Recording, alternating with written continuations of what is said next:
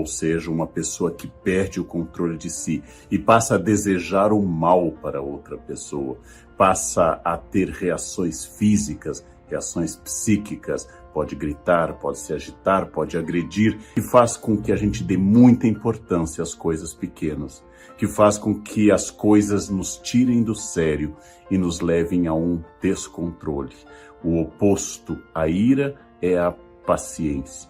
A ira, quando descontrolada, segundo a moderna psicanálise, quando um pequeno gesto no trânsito, em casa, quando uma indicação de alguém, quando uma pequena questão tem uma superreação excessiva que vai além do gesto em si, nós então chamamos a esse processo de uma superreação, overreaction, uma reação exagerada, e ela é um sintoma de que aquilo dialogou com muito mais coisa. Ou seja, alguém cortou minha frente no trânsito, um gesto pequeno, e eu arrisquei minha vida perseguindo a pessoa, tomado de cólera, cheio de ira, é sinal de que eu não estou debatendo uma questão de trânsito.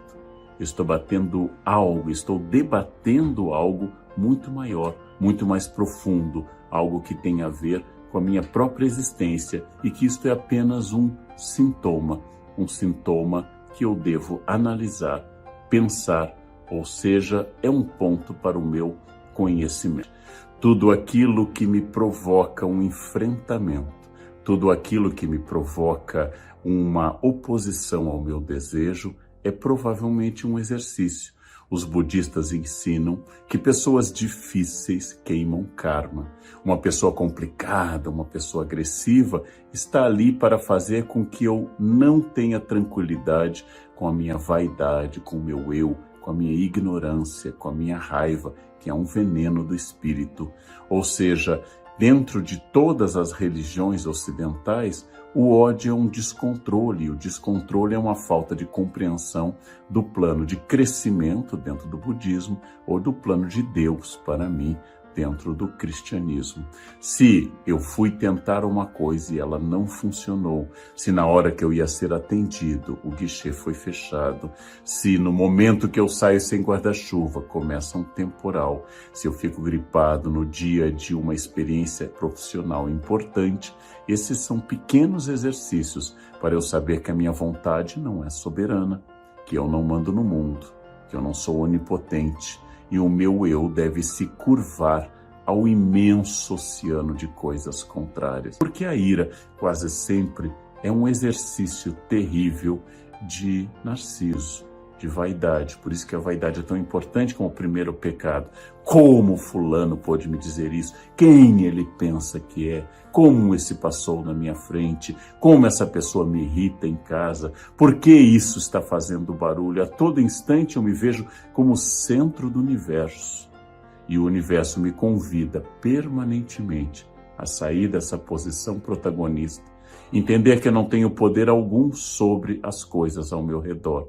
E a todo instante eu serei testado e testado e testado para saber se eu sou dono da minha paz ou se a paz pertence ao outro. Então, é por isso que a filosofia estoica destaca também a tranquilidade da alma, a capacidade que eu tenho de entender que eu posso mudar algumas coisas e há outras que eu não tenho nenhum poder. Eu devo obter essa tranquilidade que os filósofos chamavam de ataraxia, a capacidade do autocontrole. Aquilo que acontece, eu devo ser indiferente. Eu não posso mudar muita coisa. Há pouco espaço de manobra para minha liberdade e eu devo me concentrar naquelas poucas coisas sobre as quais minha vontade tem alguma ação. Filósofos como, por exemplo, o imperador Marco Aurélio, como Cícero, como Sêneca, como Epicteto, sempre nos aconselham a controlar essa ira, que é um sinal de falta de sabedoria. Epicteto nos diz: você está irritado porque alguém falou mal de você? Você está tomado de ira porque disseram que você fez tal coisa? Pense apenas, imagine, se soubessem tudo o que eu fiz. Só sabem isso. Felizmente, graças aos deuses, só comentam esse defeito meu, porque se soubessem todos os meus defeitos, aí eu estaria perdido. Aquilo que dizem de mim pode ser verdade ou mentira. Aquilo que dizem de mim é unicamente expressão do que eu sou ou do que eu não sou.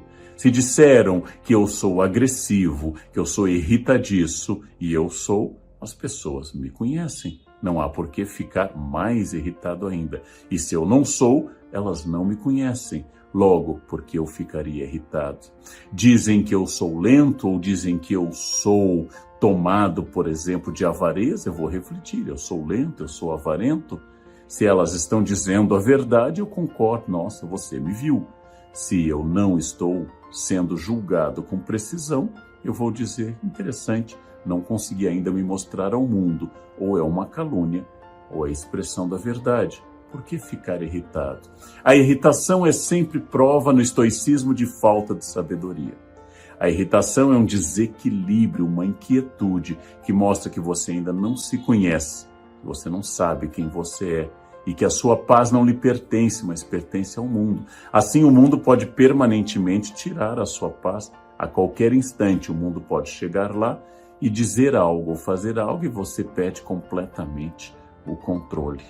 Para o cristianismo é uma falta de capacidade de imitação do mestre, sempre manso e humilde de coração. Para o budismo é uma exacerbação do eu.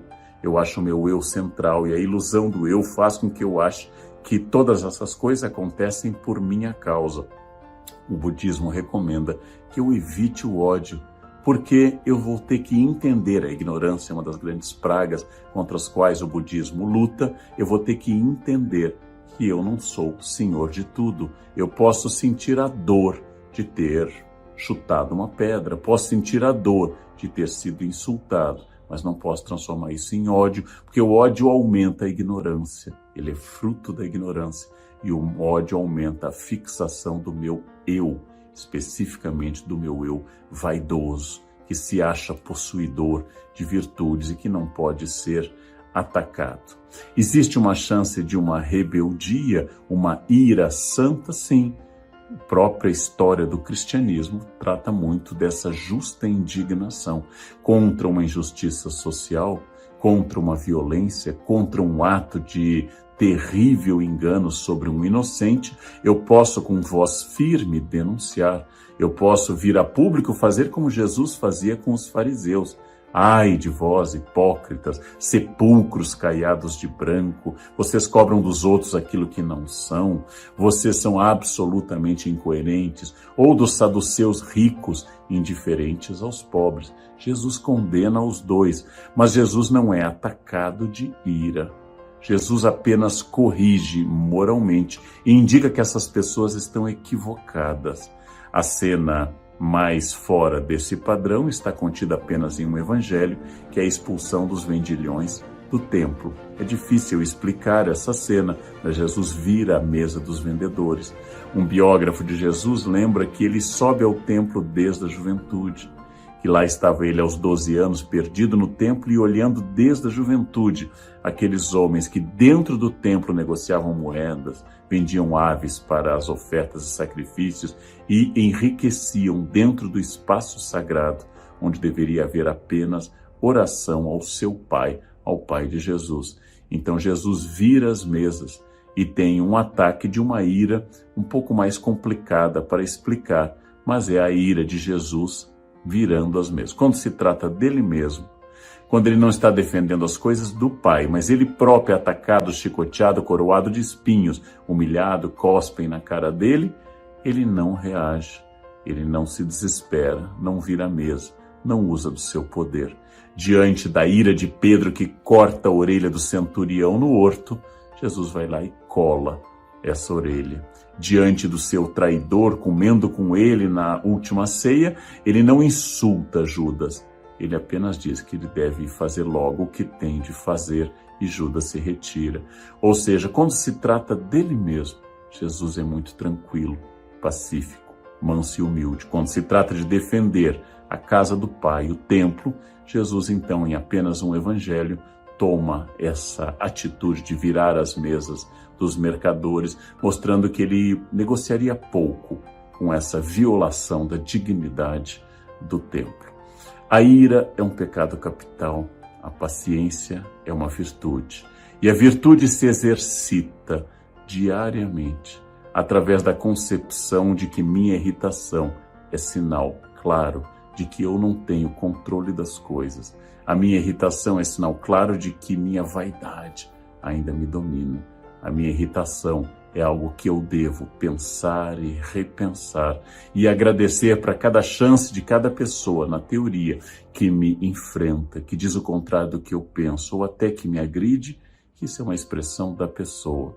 Uma pessoa sábia não entrega a sua tranquilidade para os outros.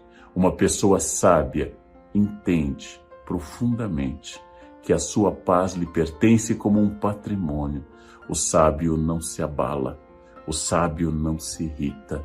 O sábio entende que sim, aquilo é contrário ao que eu queria, aquilo dificulta meu plano no momento, aquilo me atrasa. Mas o sábio não coloca toda a força da ira, porque a ira é uma infantilização, uma teimosia, como se eu, adulto, me transformasse de novo em uma criança contrariada. As crianças contrariadas são dominadas pelo sentimento, não podem controlá-los, não aprenderam ainda o poder da razão e a capacidade que eu tenho sim de sentir o impulso, mas de controlá-lo. No mundo contemporâneo, no mundo da internet, a expressão do ódio, da ira nas redes é quase uma obrigação. As pessoas são afogadas nesse senso violento, irado, são muito pouco pacientes, julgam rapidamente e, protegidas pelo anonimato da internet, lançam seus ataques constantes e irados sobre o mundo. Cabe às pessoas equilibradas não darem alimento, como se diz na internet, para os trolls, ou seja, ao não responder no mesmo tom, ao não aceitar a provocação, eu acabo dizendo então que eu não vou alimentar a sua raiva, porque esta sua ira é sua, é um código seu, é uma gramática sua, é uma energia que lhe pertence. Eu não vou ser o impulsionador, a alavanca, o trampolim para a sua raiva. E assim, eu não alimento monstros, monstros que podem crescer e dialogar com os meus monstros também. Deixo que a pessoa enraivecida siga adiante. Sim, o mundo a todo instante, sem cessar, sem parar, o mundo nos enfrenta. E se na Grécia era uma virtude eu reagir a esse mundo, se no mundo da internet responder com mais palavrões, com mais agressividade, com um humor mais agressivo, com ataques mais pessoais, isso possa ser visto por alguém como uma virtude, é uma amostra de que aquele que me provocou venceu. Fulano lhe colocou um apelido nas redes, fulano fez algo agressivo para você, é um problema dele. Ele tem dificuldades com você, ele não consegue aceitar. É uma escolha dele, é uma escolha absolutamente pertencente a ele. E ao fazer tudo isso, ele pergunta, vai entrar no meu joguinho de raiva? Vai ser irado como eu, no sentido de tomado de cólera? Vai se infantilizar? Vai mostrar que tem insatisfações com a sua vida que devem ser transportadas para o outro? É uma pergunta. E aí algumas pessoas aceitam e outras pessoas rejeitam a participação nesse jogo.